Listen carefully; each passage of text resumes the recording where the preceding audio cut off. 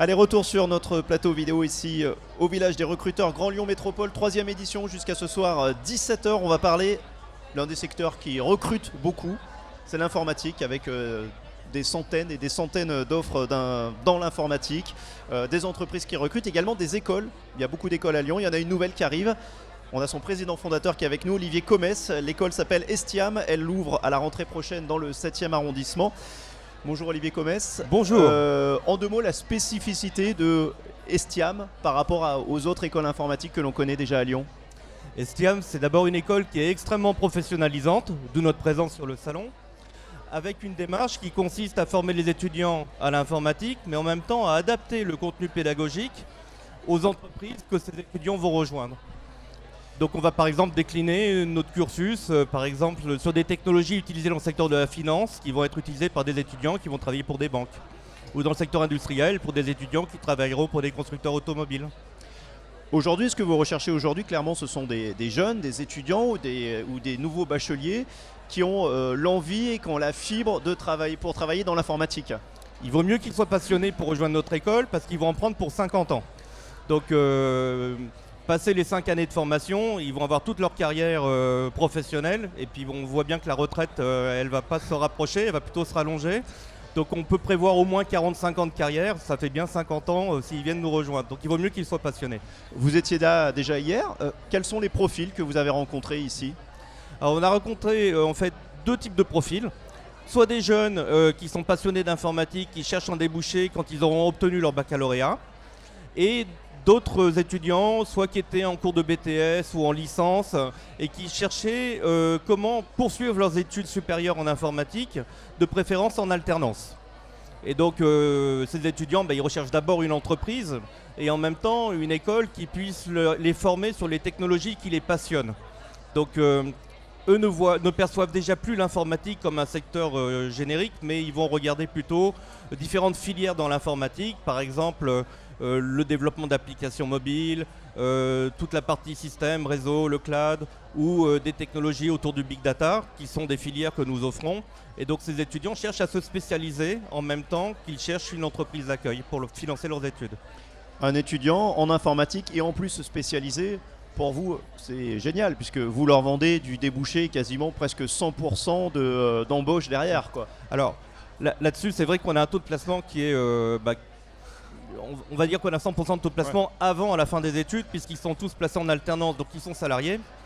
Mais en réalité, il faut être un peu humble, c'est-à-dire que c'est la même chose pour toutes les écoles dans le secteur informatique, parce qu'on est sur un secteur où, si vous voulez, on est un peu comme le trou de la sécu. Chaque année, vous avez plus de postes qui se créent que d'étudiants qui ne sont diplômés. Donc je pense que la plupart des écoles, si elles font à peu près bien leur boulot, elles doivent toutes arriver à placer leurs étudiants. Les nôtres ont souvent une demi-douzaine d'offres d'emploi quand ils finissent leurs études. Ça veut dire que vos étudiants qui sortent de l'école, ils peuvent faire, entre guillemets, la fine bouche, choisir Comme la plupart des étudiants qui font un bac+5 en informatique. Et les nôtres, ils ont un avantage, c'est qu'ils sont souvent en alternance depuis 1 an, voire 2 ans dans la même entreprise. Donc cette entreprise, à la fin, elle a en face d'elle un étudiant qui a passé 2 ans avec elle, qui connaît les technologies utilisées par l'entreprise, les procédures, les métiers, les personnes. Donc forcément, elle a envie de l'embaucher. Et en même temps, les concurrents de cette entreprise vont aussi apprécier le CV de cet étudiant. Donc quelque part, il y a une petite surenchère à un moment donné, et il y a un choix pour l'étudiant. Quand on dit que les compétences se payent, vos étudiants, ils ont une double compétence. Ils ont la compétence informatique et l'ultra spécialisation métier. Tout à fait. Aujourd'hui, ça se paye, ça se recherche. Donc, est-ce que certains de vos étudiants, voilà, ce que vous leur vendez aussi, c'est la capacité de négocier un salaire attractif derrière? Alors, je peux vous dire que les étudiants de l'année dernière, ceux de la promo 2018, sont tous sortis avec une rémunération entre 36 et 46 000 euros bruts annuels. Donc ça fait du 3 000 à 3 800 euros par mois. Donc ce qui est plutôt confortable. Mais pour être encore une fois vraiment honnête sur la valeur de ce chiffre-là, tous les étudiants en informatique diplômés, ce sont les mieux payés aujourd'hui des jeunes diplômés. C'est-à-dire que quand vous êtes bac+5 plus 0, donc première année d'embauche, et informaticien, vous êtes payé en moyenne 21% plus cher que n'importe quel étudiant du supérieur qui rentre sur le marché de l'emploi. Aujourd'hui, les étudiants que vous rencontrez ici, les jeunes, vous les sondez comment vous essayez de jauger leur degré de passion? Alors, la passion, c'est indispensable pour nous de bien vérifier, je dirais, leur projet. Alors, ça va dépendre de l'âge de l'étudiant. Un jeune qui est futur bachelier, par exemple, il a beaucoup de mal à faire le lien avec les métiers. Mais ça, on sait tous qu'il y a un gros problème d'orientation scolaire de nos jours. Et donc, ils ont du mal à faire le lien entre leur formation secondaire, donc leur classe de terminale, et quel est le métier qu'ils vont faire plus tard. Donc ceux qui viennent nous voir, ils ont une expérience de l'informatique qui est l'expérience qu'ils ont à titre personnel. Qui est donc, ce sont des gamers.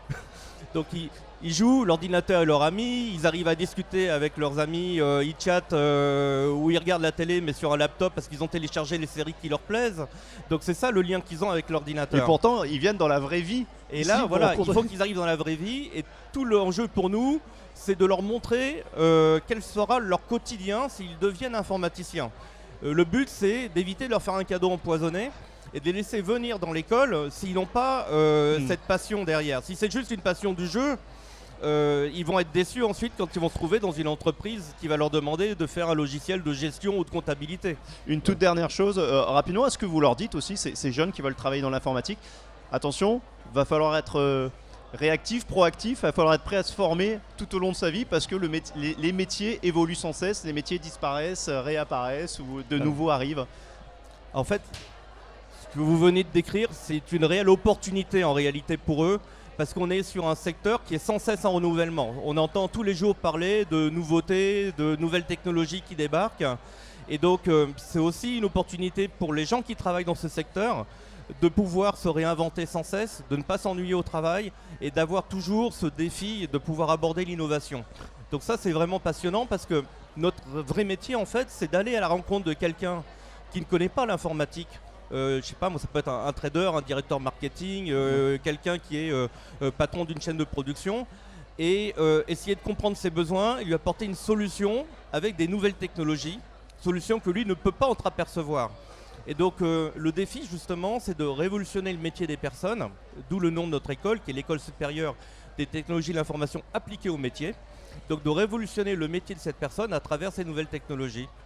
Donc accompagner la révolution digitale. Ok, merci beaucoup Olivier Comès, école Estiam, école d'informatique. Vous cherchez donc, on l'a compris, de la passion, de l'adaptation et un état d'esprit réactif.